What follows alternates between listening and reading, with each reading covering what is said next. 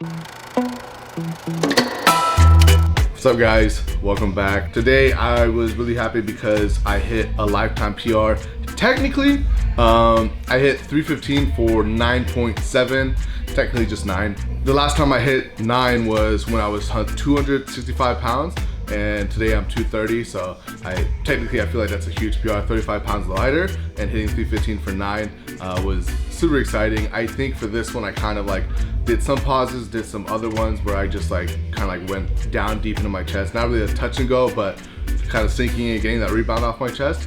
So I felt really good about it, but I started off the workout with just building in progression. When I go for like a max rep or max sets like this, I do kind of quick jumps. So I do a plate, then I see how that feels. I go 2 plates, and depending on how 2 plates feels, I would either go 275 or 315. But because I knew I was trying to hit around 10, I felt like going 275 to 315 wouldn't have made that big of a difference. Usually I would like test 315, like say I was at a meet, I would do like 315 for 1 and then do small progressions from there up. But today I just felt like going for an Amrap because right now my powerlifting, bodybuilding, cardio, strongman, weightlifting journey is all kind of coming into one. I kind of call it Brodybuilding or Brody lifting, not necessarily power building. I think because I'm still on that bro mentality, I do things that are kind of stupid. I do kind of test my maxes a bit in different ways that conventionally won't help for powerlifting or bodybuilding.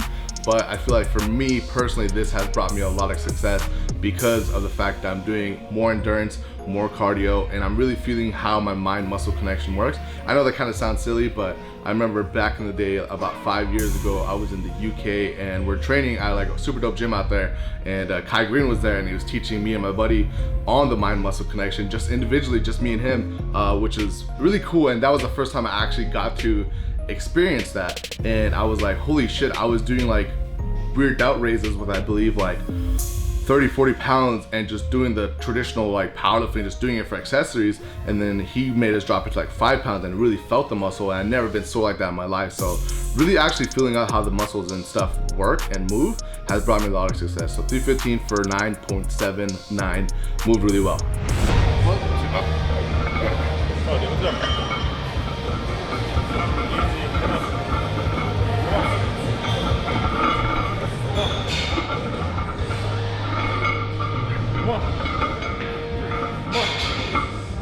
Come on.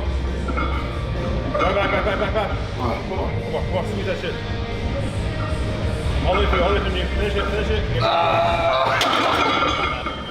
No, I wouldn't have got it. Oh, that would have been a PR. I was like 9.75. Ah, damn it. You know what, it's the song. Definitely the song. So then after that, I've really been enjoying dropping it down but switching the grip up. So I moved to a close grip because one thing that does lack for me is my triceps, and I've really been trying to build that up. So I do close grip, but also with my leg up, mainly because after I'm done doing that many reps at a heavy set with like 315, my lower back is fried just by me arching, and I know my butt comes up and stuff like that, so I'm definitely exerting even more force into my lower back. But I alleviate that pressure by putting my feet up, and it also helps me work on stability a bit more and really just focusing on pushing with my arms. And I did 3 sets of 225 for 10 reps, and as you can see in the video, I try to go touch and go because I'm really trying to just get the blood and pump in my muscle. For me, touch and go is way harder. Pausing is way easier for me because I've been training it for so much longer than I have touch and go because of powerlifting. So as you see, when I get tired, I switch back to the traditional powerlifting way of pausing it, which is kind of backwards for people where they think once they get tired, they'll start bouncing it. But for me, it's the opposite because once I'm doing touch and go, if I get tired, it's gonna miss groove. So that's why I kind of slow things down, go into a pause, and then I can explode out of that a lot faster. So that felt really good. I got a huge pump after that. And typically I don't really feel my chest in the bench, so it felt really good to get all that blood moving and everything going. And since I did have an injury years ago, I kind of baby my chest a little bit. I don't do too much on chest days, and I do things that lack, like my shoulder. So I immediately went into a shoulder press. And the way I do my shoulder press, I really try to keep the contraction in the shoulders. So I go up as high as I can without the full lockout where I can rest at the top.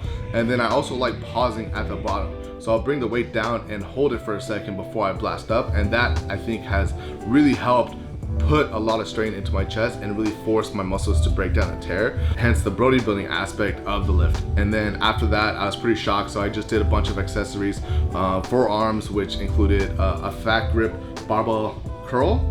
So if you see the bar I was using, it's a strongman bar, and it's really good for grip because I've been really trying to build my grip. And if you saw my jiu-jitsu video after I competed with Bart, or if I competed with at the competition, the main thing to go was my forearm grip. And with powerlifting, it's never gone, never dropped a deadlift. I've done rack pulls with 700 pound holds, and obviously like the grip gets tired, but when you're doing so much exertion in jiu-jitsu and holding onto a gi and like fighting with someone for minutes, your forearm, I couldn't even open my grip. Like, so if you saw my first match after I won and the ref was like, put your gi back into place out of respect, having to fold it back into the belt, I literally was standing there, couldn't, and my arms were like this, like I was trying to move it, and you see the massaging my arms after.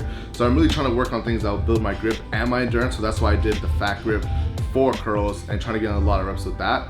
And then I moved it on to just tricep extensions, and I use the band because for me, I can put more explosiveness, more tension, and tension longer and greater compared to a regular cable pulley, because with a cable pulley there's a lot of things that you have to use that kind of like, depending on how your angle is, it doesn't really affect you until you get to a certain place, and at the bottom it's really easy to hold. But with the tricep push down with a band, the tension only gets greater, so at the bottom it's the hardest to hold. So I can do things where I just hold it at the bottom, I go slow, I go explosive, I go fast. And the cool thing with it is the second I get tired, I can move it up or move it down and blast out even more reps. So I'm really forcing a lot of blood into my muscle, recruiting a lot of muscle fibers to break down and tear, and then also forcing it with a lot of blood to bring the nutrients and everything it needs to regrow. So I've been really happy doing that. I just supersetted that with curls because I want to get my arms bigger and just trying to do things to like look better now. So for me overall, this workout was a really great workout. I know I might have to switch to just like a dumbbell at home if we do get shut down, but hopefully not.